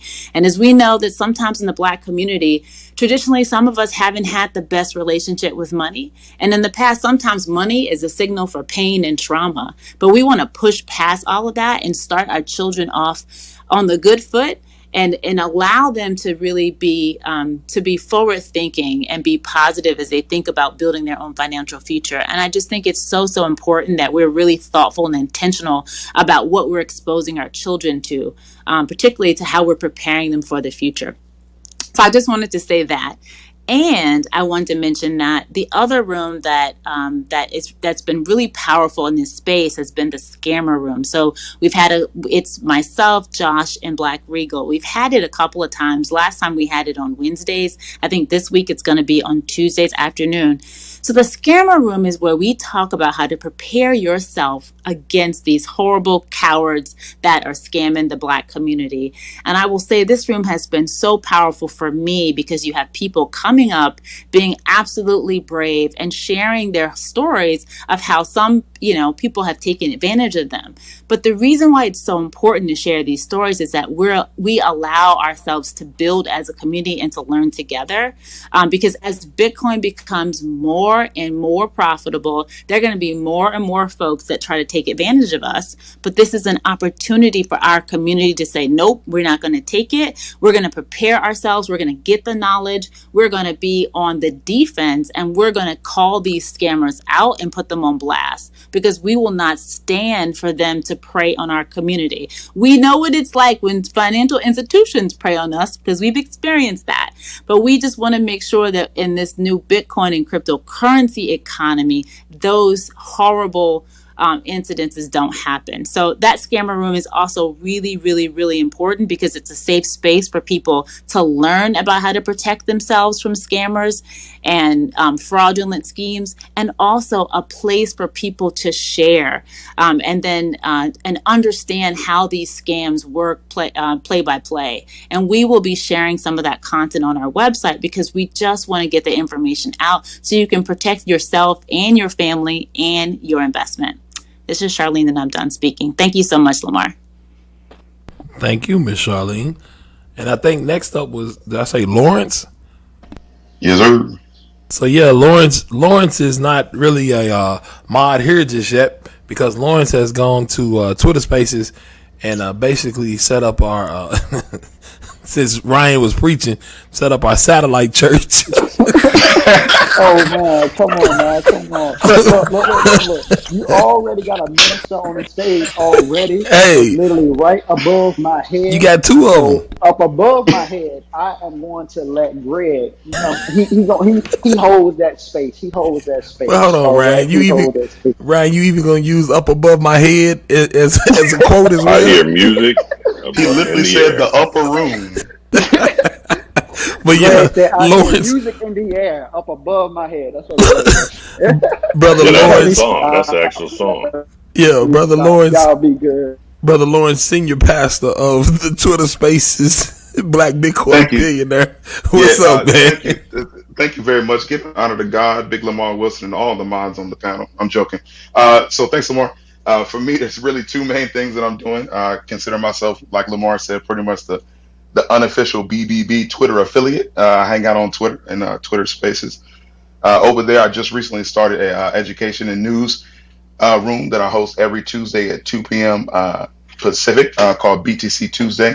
There I'm joined by a panel of other Bitcoiners while we go through Bitcoin news and then have a Q&A session on the end of that. This coming Tuesday, tomorrow at 2 p.m., I'll be joined by our very own Pastor Lamar Wilson, who's going to stop by and hang out with us for a little bit. Don't do that, man. Who's going to stop by and hang out with us. Imamo Shando. Anyway, so he's going to... Douglas. Not to speak in the tongues. Not to speak in the tongues. Man, hold on. We got to pause real quick, man. Y'all tripping. All right, Lamar, I got you. Yeah, so Lamar's gonna hang out with us tomorrow, and then the other thing I've been doing, and excuse me, appreciate you guys have been retweeting. I have started kind of like a little awareness campaign, also on Twitter. I'm calling it Juneteenth BTC, trying to convince people to buy and hold and self custody anywhere between $50 to $500 worth of BTC prior to June 19th in solidarity for. In solidarity for Juneteenth, where we achieved our freedom here in America. We want people to try their best to take a step toward their own financial freedom. So that's just a kind of awareness campaign that I've been doing over there, because I think that would be good for the community. And then, I do typically find time on Mondays or Wednesdays to hang out with Josh and my man T-Mac for Bitcoin After Dark. So thanks, Lauren. And Miss, people are asking right now on Facebook, where can they find the schedule for how to get into these rooms? Hopefully, Clubhouse opens up for Android soon, so that everybody can get in on Android and make sure that they can come on into these rooms, and we can have it'll be open to everyone. But Miss Yvonne Bailey, if you look, I just put a comment. That is the actual me. That's not one of these scammers that keeps putting stuff on Facebook. That is me with that room. Miss Charlene, shout out to her for helping me out with that. But she's been putting like a updated schedule on the actual Black Bitcoin Billionaire site. So if you go there, you can usually find a schedule of what rooms and things that we're doing. And she's been helping me keep all of that updated. So shout out to Miss Charlene. And let's see who else is up here. CJ, the smart guy. CJ, could you tell them what you've been doing from a tax perspective? Yeah, so from a tax perspective, I've mainly just been trying to educate people in these clubhouse rooms, as well as I'm in the process of creating a class for the u.sunjoin.com. The first one I put out there is basically how to extend your taxes, why that's more than likely the best option, that's your best option for tax purposes if you owe money or if you're a crypto trader. Yeah, failure to file, which is way worse than failure to pay. And so you'll probably make a bigger return on your money by extending your payments to October 15. So I'm creating a class on u.sunjoin, break down some of these intricate strategies that a lot of the wealthy people have been using. Because as you guys all know, a lot of these wealthy people aren't the most intelligent, but they do hire, the ones that understand all the rules so that they don't have to pay a lot of money. I used to work for Warren Buffett, so I'm very understanding of how, they do their tax strategies. And so now I'm trying to bring that to the people. Yeah, thank you, CJ. And Miss Charlene, somebody was saying that T-Mac and Josh's Bitcoin After Dark Down and Dirty is not listed on the Clubhouse schedule. Wow. It should be, but look, I'll check that. Yeah, they just said it on yes, and it looks like someone from Korea said, "Is this live?" Yes, it is. Yes, it is. It is live right now, sister. All the way from Kentucky and Houston and New York. And Crypto Quavo, man, you last North but not Carolina. Yeah, North Carolina. You last but not least, bro. Tell the folk what you doing and how you do it in Club Quavo, man. Because we just we getting everybody out here because I think we actually hit 12 o'clock, so we moving into question time. But yeah, go ahead, Quavo. Tell us what you doing to combat some of this FUD out here, brother. Man, we bringing some of the biggest influencers on the internet and social media right here to the Triple B, and we're just sitting down with them, having open dialogue, and making it like a virtual club. So we do that mostly every Saturday, but sometimes it's every other Saturday because these guys have booked up schedules. But we usually do it at 9 p.m. Eastern time Saturday night, and it's like a power hour. We'll get on, we'll play their favorite music, we'll have a little drinks, little cocktails, a little bit of shrimp, filet mignon, and it's all virtual, so you don't even have to wear a mask. Yeah, and we just get on here and build and open these guys up and kind of orange peel them onto the space, or just get a little dialogue about what they do. We've had some Olympic medal gold medalists, we've had some famous jazz musicians, we've had some famous Christian hip hop rappers, we've had all sorts of people on the platform. Hill Harper, there's more to come. We're looking at getting a lot of just high influential people and come on in our members to get a chance to kind of witness us onboarding them to Bitcoin in the crypto space. Yeah, thank you, Quavo, man, because it's been a whole lot of fun. And I'm going to just let you know, Club Quavo, like, back then you didn't want them, but when we hot, you going to be all on them. You know what I'm saying? Y'all got just to give y'all a little foreshadowing. You know what I'm saying? Like, understand that when we start getting some of these people on here, if Quavo asked you to come through and you don't come through, once we get Beyonce on the show, we shutting it down. Nobody else is gonna be able to come on after that. I'm telling y'all. They're gonna be at the door trying to pay more. Trying to get in, you know what I'm saying? So yeah, make sure hey, Cole, you know me, don't you? Yeah, exactly. Hitting you with the, hey, come on, man, ain't we cousins? Yeah, Quavo ain't gonna know you at that point. You know what I'm saying? So yeah, but man, it's just a lot of fun. We got really good community here on Clubhouse. We extending it, trying to get it over to Discord. Trying to get it into other places. Definitely, I love the group we have on blackbitcoinbillionaire.com. Please go sign up there if you want to get more up-to-date information. That is blackbitcoinbillionaire.com. We having more people come out of the woodworks that want to write. They're great writers. My man Ian's doing a good job of editing that. He is doing a really good job of sticking with what's going on there. Miss Charlene, she's keeping the updates going. We even have a job board. It's jobs.blackbitcoinbillionaire.com. Several people, shout out to Miss Naja. She is hiring people directly off that job board. People are getting good paying jobs because crypto pays good. That's the way they say it. Bitcoin pays good. So make sure you go check that out as well. It's jobs.blackbitcoinbillionaire.com. We trying to get some people out there to help us fill it up some more. So if you even want to do that, you might have to holler at my man Reddy. And I think Josh has been helping out with that a little bit. So yeah, man, like I am so proud of where we become, where we are right now, and then where we're headed. We are very close to 100,000 members and followers, which is crazy if you think about it. We just started in December.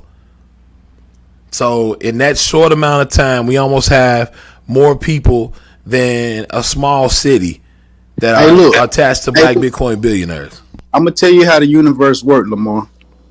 I remember first coming in this Clubhouse back. I joined Clubhouse the day before Christmas, right?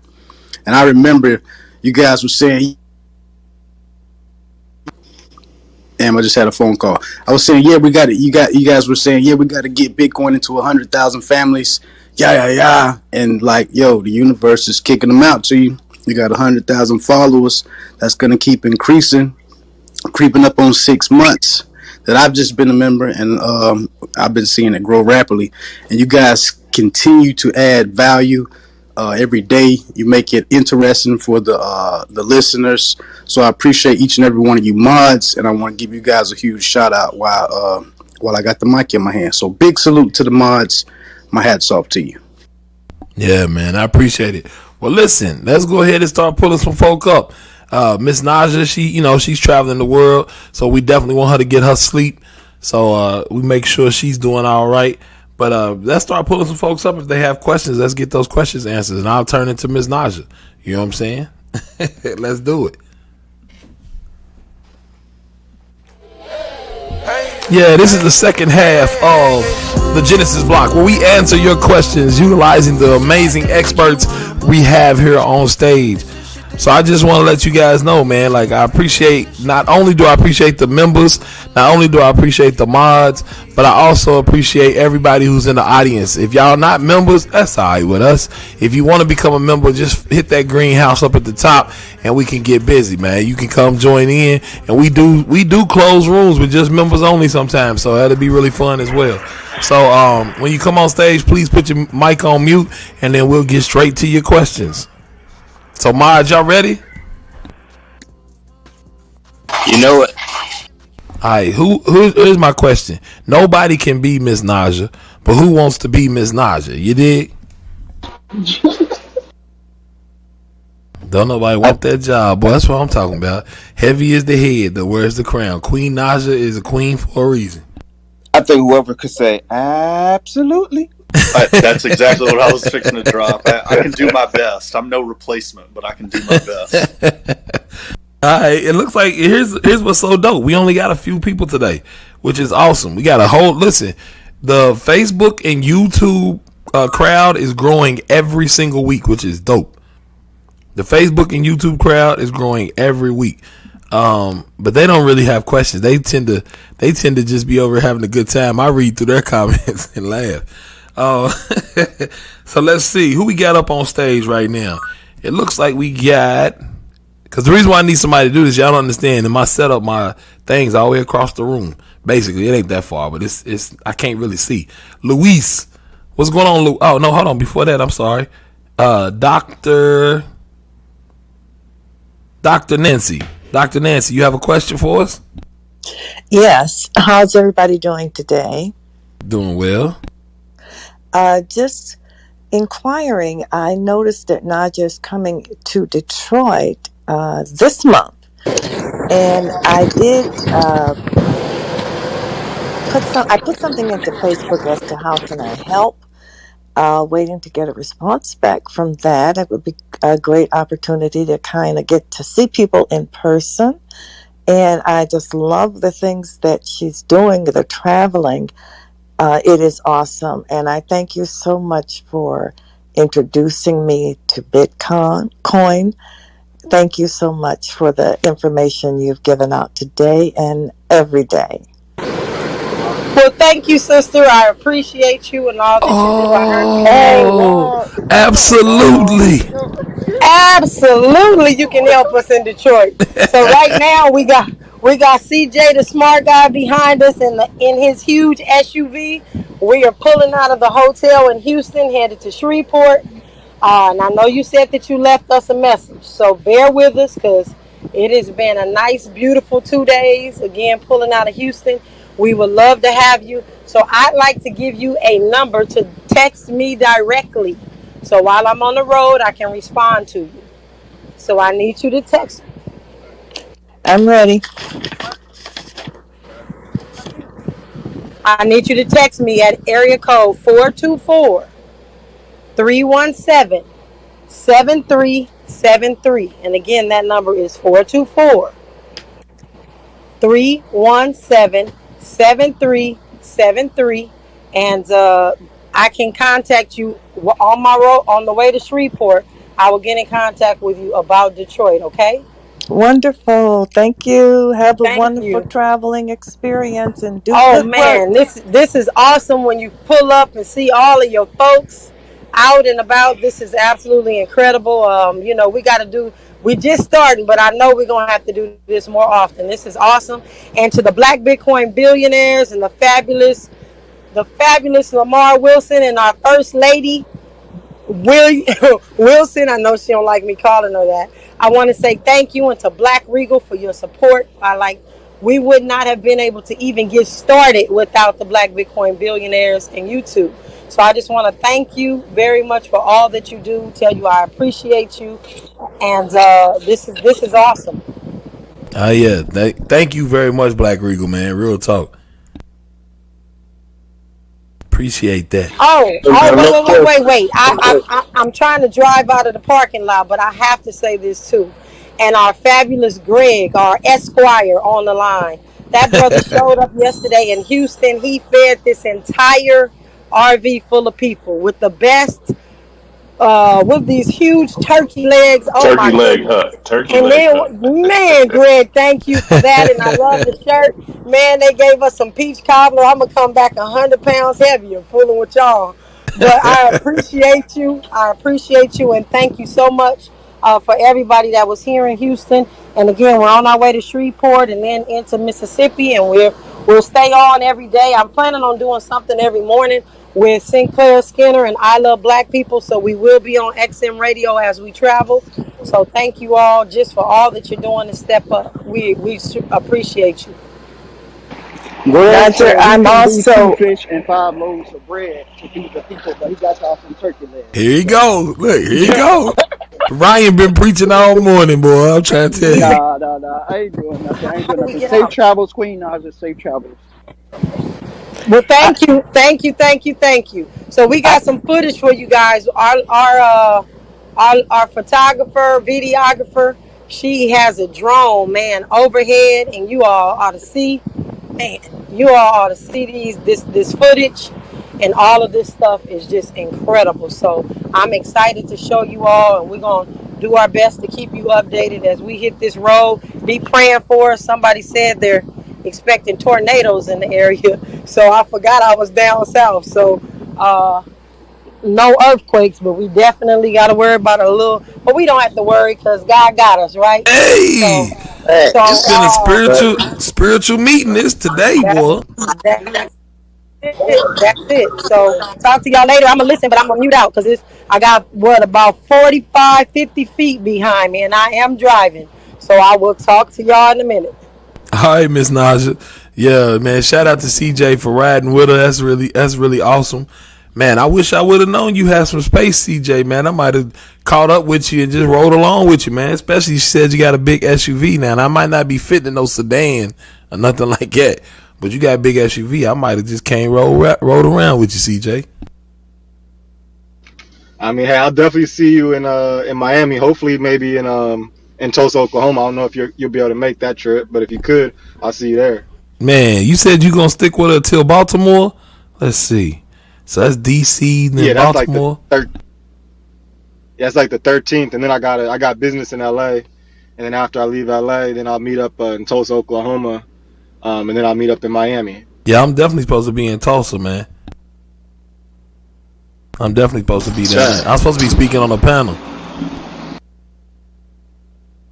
So yeah, man. So listen, we still got more questions. So I appreciate that one. Thank you, Miss Naja. I know Miss Naja's driving, so I guess I'm gonna just go ahead and still take this on.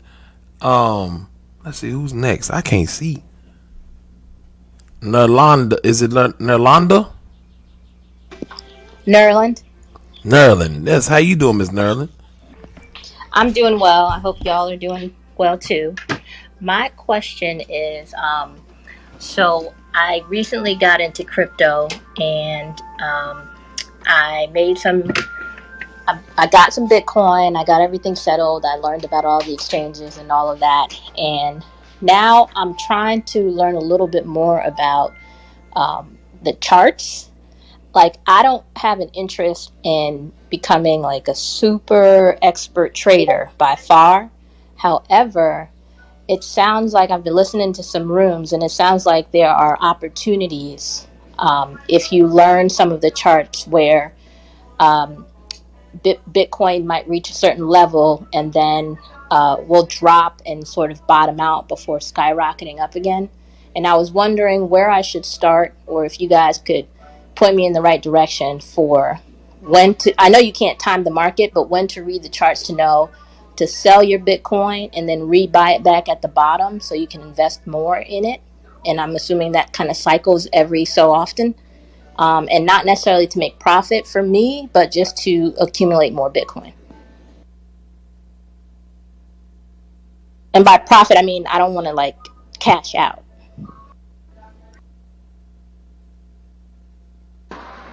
Okay, I guess this is Yeah, I'm waiting for one of the traders, man. I'm waiting for one of y'all. Jacome, Ryan, Black Regal. It ain't everybody, not everybody at once. All right, I got you. So, what you consider doing first, you can go on YouTube. You can look up an introduction to technical analysis, right? Intro to technical analysis. I think one of the first videos that come up is by the gentleman. I think they're the Chart Bros or Chart somebody. They have a really quality video there, so that'll get you set up where you'll learn about candlestick patterns. You'll learn about support and resistance levels. That's really key. That's really what you're talking about. The thing though to make note of, especially in the new emerging asset class such as Bitcoin, is that we have things called whales. Whales can make decisions, right? Because technical analysis, it is a guide, it is not a guarantee. So a whale can decide, i.e. institutions and others, that shoot, I don't care what price Bitcoin at, I'm going to continue buying it. And they can buy, 200 million. And the next thing you know, price skyrockets. And the charts didn't necessarily set it up that way, right? And vice versa.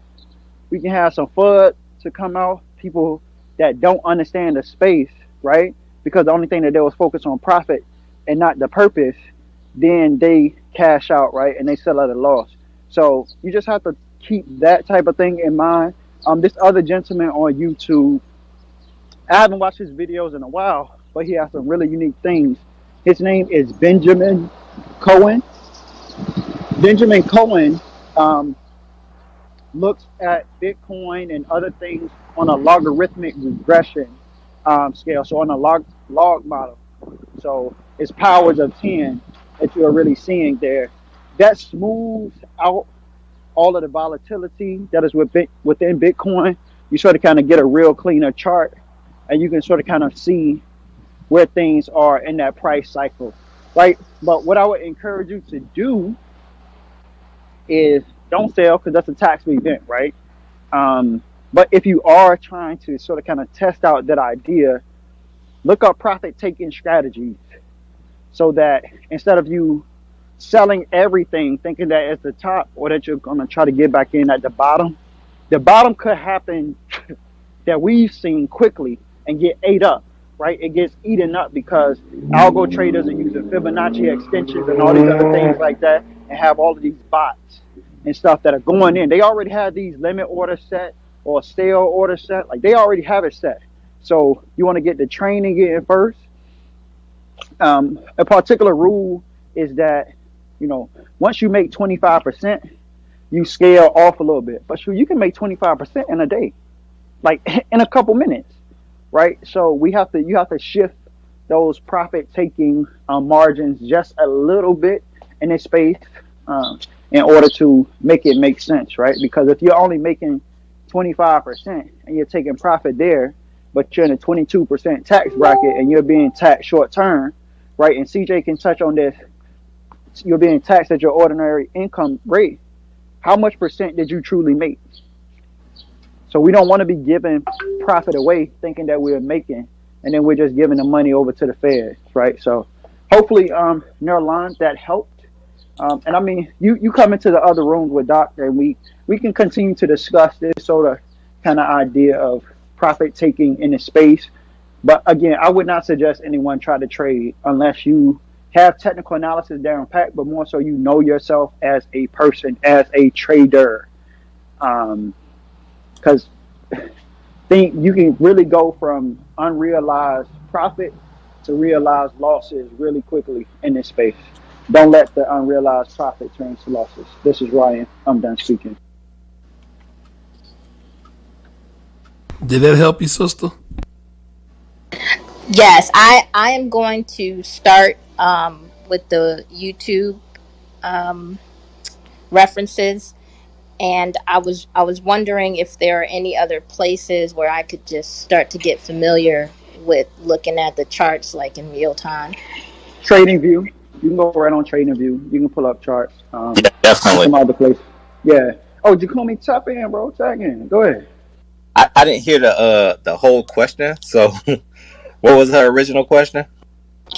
I'm not interested in like trading all the time. I just would like to learn how to do it at certain points where Bitcoin is. I know you can't time the market, but trying to understand the charts where Bitcoin is at a point where it's going to start dropping and maybe bottom out, so that I could sell. And this is in reference to the tax concern you had, Ryan. And I don't know if I'll be able to do this, but Josh last week had mentioned buying on the way up, and continue to buy so that you have the same amount of Bitcoin, and then sell on the way down.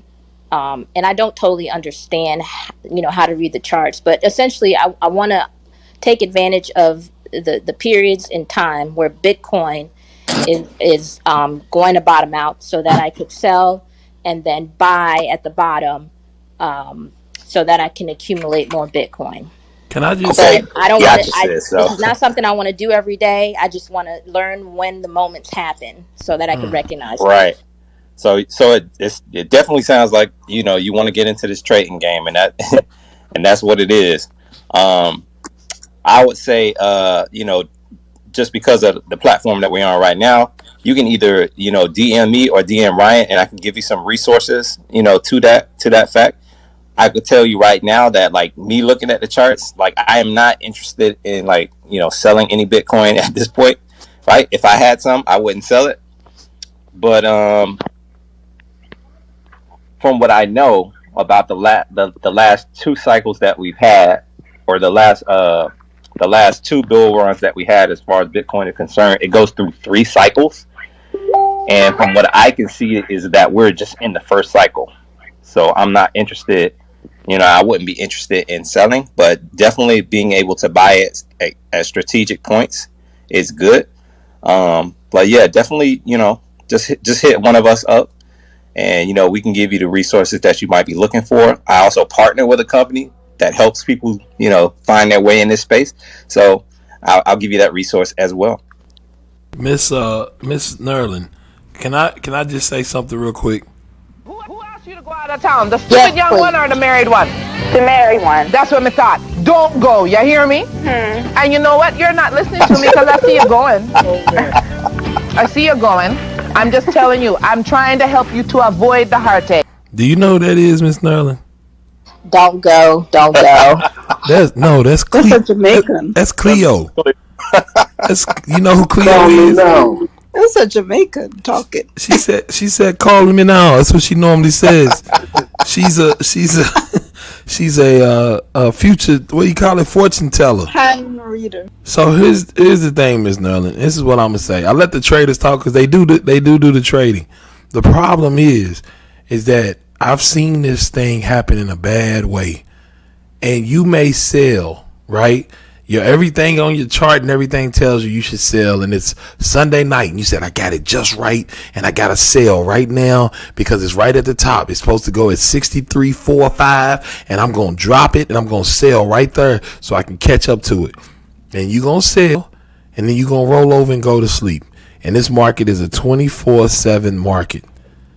And you're going to go to sleep and you're going to wake up in the morning and every major corporation announced that morning that they're putting Bitcoin on their balance sheet and they start to buy it.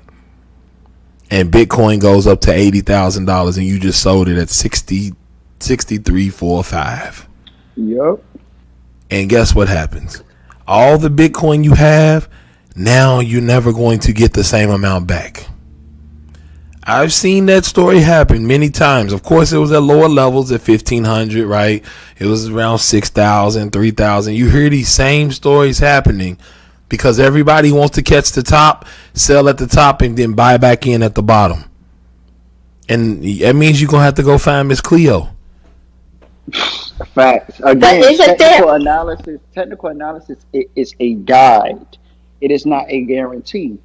Right? You have bullish patterns, but not all of them have the same level of accuracy, right? Because those are the things that, again, go back to market psychology, human emotion. When I see something, right? When I see something on the chart, I can think, do humans actually think that this is going to go up? Well, history tells us that this chart pattern bears out 80% of the time. What does that mean? The other 20%, I could wind up losing on, right? Or whatever the case may be. Or this pattern, it's not there. Or this is false because the volume is also not there, right? So then you can have Bitcoin moving to the upside or anything moving to the upside, but then the volume is not supported. You can say, all right, cool, this is a fake move. Let me see. But then all of a sudden, that volume comes in, it gets pushed up. Yeah, out, right? So I would say if you're a long-term investor, keep the long-term investing mentality. If you want to add sort of kind of that aspect of trading to it, don't necessarily sell out of a position. But what you can do is on your platform, you can use what is called limit orders. So Right. a week ago, Jakumi and I were talking, right? And we were calling out price levels that we would see Bitcoin fall to, right? And we said if it breaks 58, we would see 54, 52. And I said, okay, below 52, we can look for 47, 48 to be some type of support. Below that, it goes to 42 because I know those levels. So on my platform, I set it so that if Bitcoin reaches this level, it's buying some amount, right? Oh, if it dips down further because I am dynamically dollar cost averaging into my positions, I'm buying up even more at this lower level. Oh, and if it dips to this level here, I'm going all in more, right? So it's a combination of things. So even though we're in a bull run to a certain degree, I am still dollar cost averaging down any more of my recent purchases, right? Versus selling and then trying to reinvest. Now, I always keep a little money on the side, let it work, let it do its thing, and then get in where we fit in. But for most people, shoot, just set it and forget it. Every X, Y, and Z period, you purchase. Every X, Y, and Z period, it purchases. And then it goes into your cold storage wallet, and you're good. You don't have to worry about taxes. You don't have to worry about being stressed. You don't have to worry about something randomly happening. You good to go. Easy, simple. And that's what I wanted you to hear because I hope you noticed that he was only on one side of the trade that whole way down. So I did the same thing. I don't know, was it a week ago? I don't know, but I hit it at 42. And I haven't gotten into selling. That was just a limit, whatever you call it. I don't even know the terminology. I understand kind of what, right. So, but I haven't yet sold to capitalize later on, and that's what I don't understand. But Lamar is telling me that Miss Cleo is telling him to tell me don't go. So I guess I won't go. No, Miss Nerlin, no, I always use Cleo because what I always try to say is that it's very difficult to try to know when things are going to do something, especially in a market that is 24/7. Because nobody here is going to be able to stay up every day 24/7 and watch it. Yeah, you can set your orders, but the problem is if you don't set your order at the right point, it might bounce right before your order. And if that happens, That is a fact. and if it happens and you wake up, believe me, you're gonna feel really bad because you're gonna be like, yesterday I had one whole Bitcoin, and today I can only get 0.7 Bitcoin. It's gonna take me a while to get that one whole one back. And it happens so many times, sister. So the easiest thing, if you know that you want to hold on to Bitcoin for the long term, the easiest thing is just to figure out how much you want to buy. And if you want to buy the dips, like Ryan was saying, come back in and buy the dips. But trying to figure out what the top and the bottom is, like if you had that answer, if we could all have that answer, many of us probably wouldn't even be on this app right now. We'd probably be on the moon somewhere. The net sum of zero, right? If all of us had that insight. So the idea is just a guide. You have to think long term. And the way to wealth is through dollar cost averaging and being consistent and diligent. It's not from buying and selling. It's not from trading. 97 to 98% of traders fail. They're not profitable year over year. They quit after 2 years. So, and I know you mentioned that you weren't trying to trade, but like eventually that's what it sort of kind of winds up happening. You're like, okay, cool. I made this. I did this.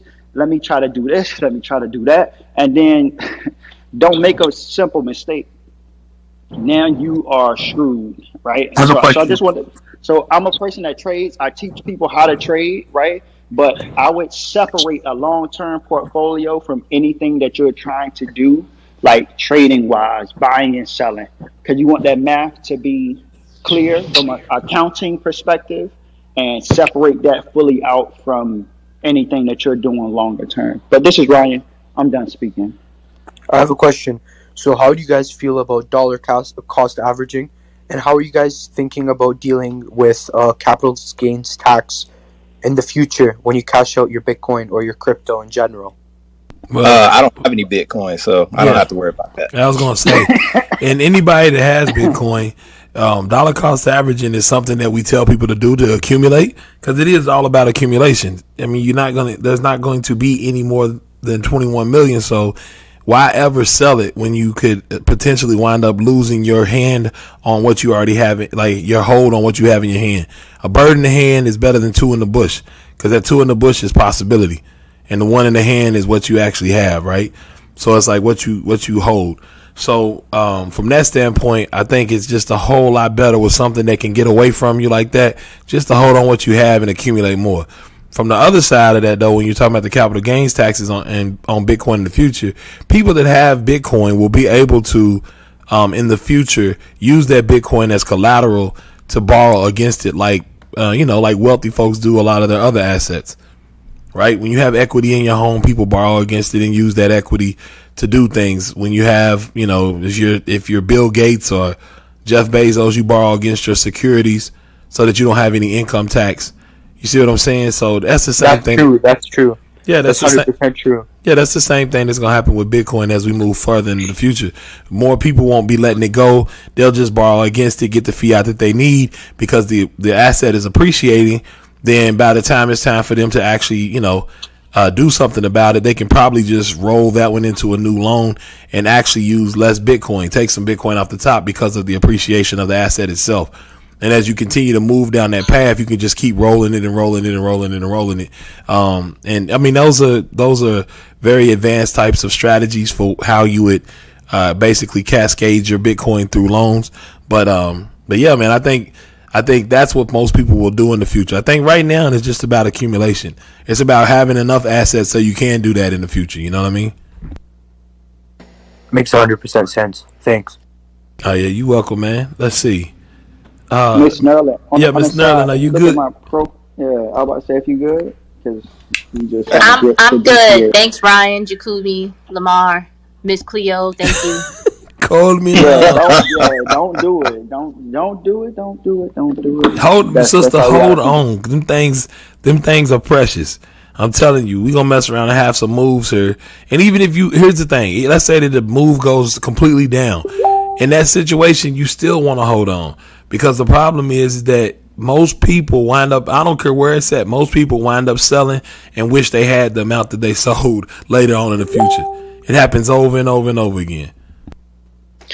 And if it's all right, Miss Nerland or CJ, a little bit more context on the conversation we were having the other day was in regards to using specific identification or HIFO and being able to harvest losses after the dip and then buy back into that position. And CJ, I don't know if you got time while you're driving, if you could maybe talk about some of the risk of that strategy, or how time consuming it may be from a tax preparer's standpoint, and why it may not necessarily be the best method for everyone to try and use a specific identification or HIFO for their cryptocurrency, and how that applies.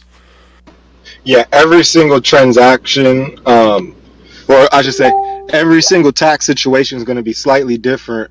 And so some of the strategies that I use is, if you make under $50,000 in a year, AGI, then you don't actually pay a capital gains tax.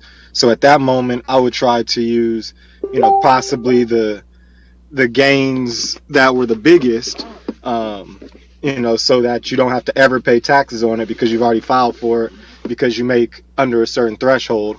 However, people who are making above that, we might want to use like a HIFO, maybe make them have a loss because they did have a couple sales, or they had they bought some things with Bitcoin, or they sent it out. So there's lots of different strategies. It's actually right now, this is actually a great time to be able to write certain things off. I think it's going to get progressively worse as time goes on. And if this rumor that they're going to increase the capital gains tax to 40% for those who earn more than $1 million, we right now, a lot of people I've heard pushback where they're like, well, I didn't make $1 million, so forget those people. But you really have to understand is that with the wealth transfer, the people who are getting the $1 million are the people that were hurt from the 09, 08, crash. Those are the people who are now benefiting a lot of this from the cryptocurrency. So we don't know what the future holds. The best way is to have one ledger with all your transactions in one spot. So if the IRS ever does come, you can say, hey, in good faith, this is what I used. There were lots of gray areas. And then just be able to specify, this is the methodology that I used. And I typically use specific identification.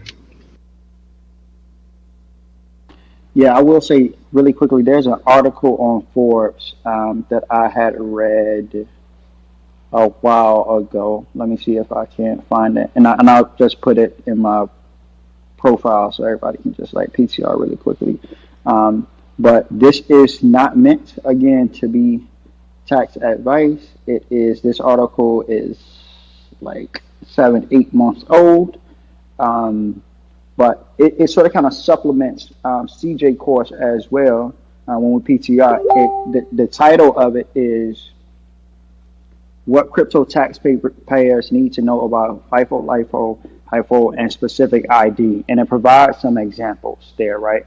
So that'll supplement what he is telling you, as well as provide some ideas about how easy something could be or how complex a particular strategy is, right? And then what does that mean for you? Because if you're unorganized, or not saying that to you, Ms. Nerland, right, you won't be able to take advantage of some of these tax strategies. You don't know your tax bases, you don't know where it's at, like which wallet you sent it to. You were just sending stuff all over the place and doing a whole host of things, right?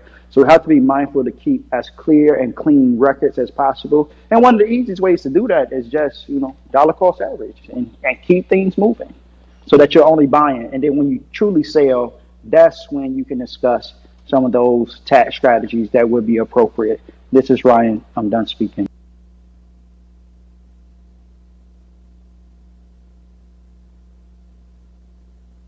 And I don't expect them to keep the ability for people to use specific ID and do wash trades forever. That is something that is going to close once they figure out that that's what people are doing. So again, it can be advantageous, especially if you are taking gains. And, you're at risk of, like in my example, I would be at risk of losing my earned income tax credit if I were to have too much gains in a year. And so being able to harvest some losses can be beneficial. But again, it's a lot of work. And like CJ mentions in his class, when using a CPA or other tax preparer to help you with that situation, it's not cheap to be able to do that either. So just something to keep in mind. From a cost perspective, I normally, just as a general concept, I say every trade that you have, from an accounting perspective, add $10 to that.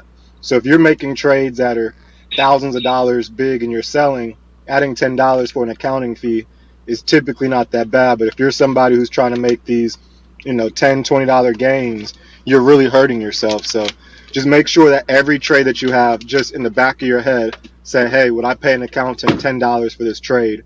And that should keep you covered from an accounting perspective. Hey, man, listen, I'm going to tell y'all something. Y'all got to remember, we got a whole audience that don't come in our rooms every day on YouTube and Facebook. And y'all just opened up a can of worms. They're asking, what is a wash trade? They're asking, what does HIFO, LIFO mean? You see what I'm saying? So, I guess, can we send them to u.sunjoin.com? You talk about that in the in that class, CJ? Yeah, so on u.sunjoin.com, the letter U, Sunjoin, SUNJOINED.com. I have one class on there right now, and I go in depth about a lot of this stuff, or at least I go over all of the stuff, like what is HIFO, what is LIFO. But later on, I'll be actually giving the actual strategy so you can follow yourself. I always recommend doing your own research when it comes to even having a CPA, because a CPA can tend to... Are you making a right or a left? Keep you okay from a compliance perspective, but if they're not prepared for... right here, straight ahead? For CPA stuff. Right, oh, turn left. Then, okay. Sorry about that, we're driving. Hey, man. Okay. If they're not ready for like CPA stuff, if they don't know anything about crypto world and in general, then they're gonna struggle, even the CPAs, because it's a whole new world and crypto is new. So somebody who's been in the business for 20 years may struggle. Gotcha. And for the benefit of everybody in YouTube land, a wash trade applies towards conventional securities or stocks, and it is when you sell a position and then buy back in within 30 days. So you can't, if you were to do that and you were to have a losing position on the sale, you wouldn't be able to claim that as a loss. It's called a wash trade, and it is prohibited in securities, and it is not something that currently applies to cryptocurrency, as it's taxed as property and treated as property by the IRS. Yeah, but just although Josh mentioned that it's treated as property, it's not 100% treated as property, right? There's a 1031 exchange with property. You buy a property, you sell it, you take that money, you buy another property. That type of thing becomes a non-taxable event to some degree, as annuities and other things like that have that feature.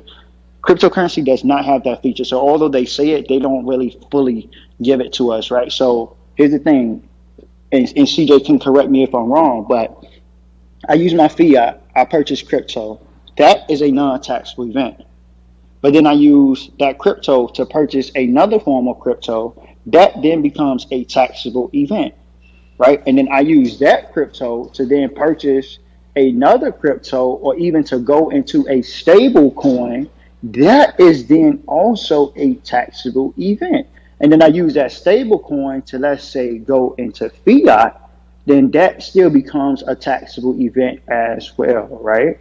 So we have to be mindful that although the tax code, and a lot of people may read that first line and say, oh yeah, this treated as property. Well, I'm in real estate and I know we operate blah, blah, blah, blah. Nah.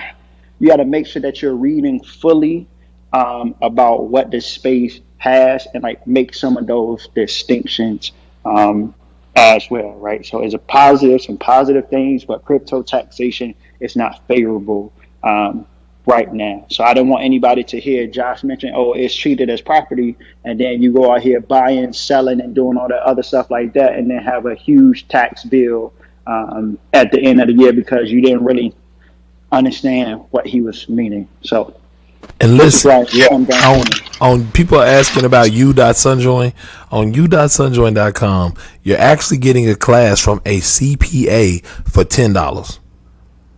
Like, and it's well worth the $10. It's Listen, it's $10. It's 2 big bags at Wendy's. Like, and you're getting tax information. So just understand that from the CPA. Also, there's a Crypto 101 class on there that a lot of people have taken. If you want to get a discount on it, use the code BBB. Use the coupon code BBB. It'll take $100 off. So that's $50. So we out here just giving away classes, really. Just because, to be honest, but it's really just because we want to be able to get this into the hands of every person we possibly can. Like, y'all understand this, man. My man CJ, the smart guy, he's going to put some more classes on. They're going to cost more because it's going to be a little bit more in depth. But he's giving this introductory class for most people, because most people are going to just need this introductory class for $10, y'all. Like, that's the thing. Mari said he's enrolling right now, CJ. So, CJ the professor, you getting you another student, brother. Awesome. Yeah. My goal with that class was just so that you guys have a good understanding of what's going on. Like Lamar said, to go to the next levels, when you start using HIFO, LIFO, specific identification, that's more, advanced. So you want to at least understand what you're doing, because if Bitcoin does like 10x or something like that, at least you have an understanding of where you're going. You've done your research. But if you've only made a couple $100 here and there, it's not as crucial for you to learn every single strategy. You just want to understand the overview. That's why it's $10. But as we start getting into more specifics, as I start bringing in more classes, my goal is to basically create a whole financial school when it comes to accounting, because accounting is not taught in class. Even if you go to college, you still may not understand accounting, and it's essential. Accounting is the language of business. So if you don't understand the language of business, then how are you going to understand how to win in the world of business? And so I want to make sure I break that down to everybody, so that those 4 years of studying and getting gray hair don't go to vain. Please, can you spell the Sunjoin?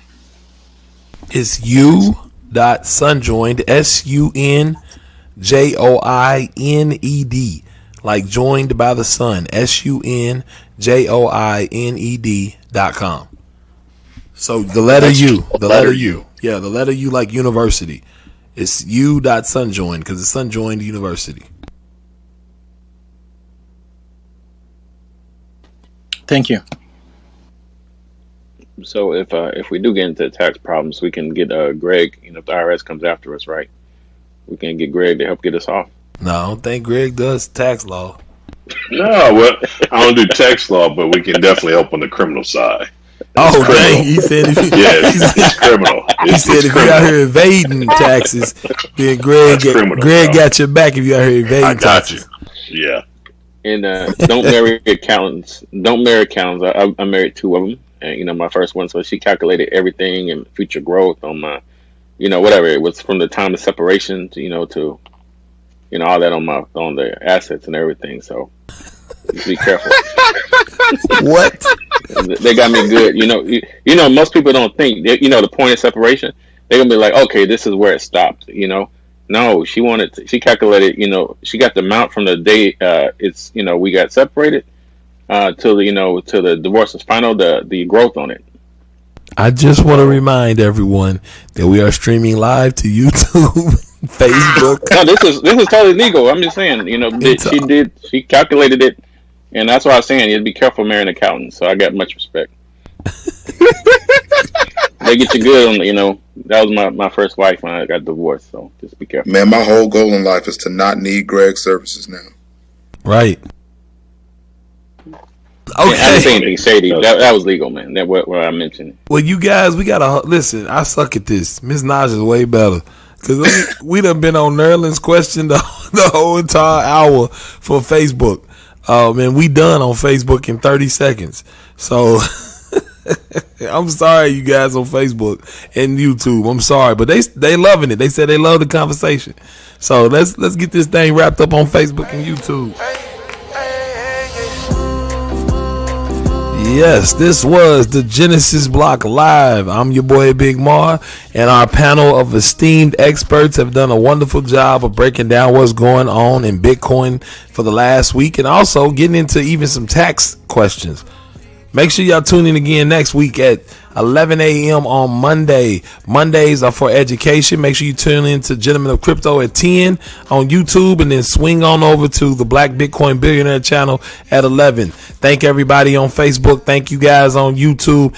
And most of all, thank the moderators and all of our smooth panel that gets this work in, man. I appreciate it. And like I always say, live love, love life. If you live love, you will love your life. Until next time, see you in the hall.